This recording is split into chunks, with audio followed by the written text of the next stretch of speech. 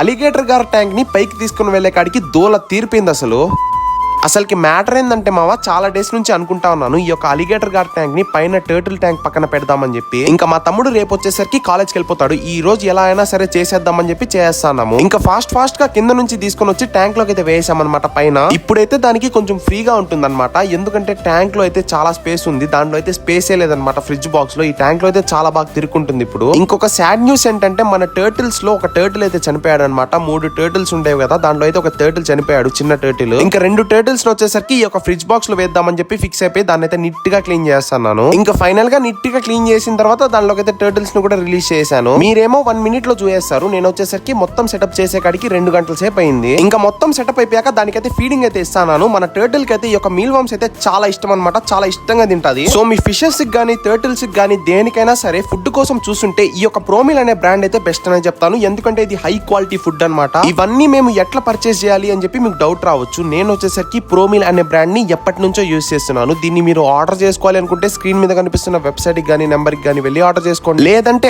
Amazon లో కూడా available లో ఉంటుంది, అక్కడ నుంచి కూడా ఆర్డర్ చేసుకోవచ్చు.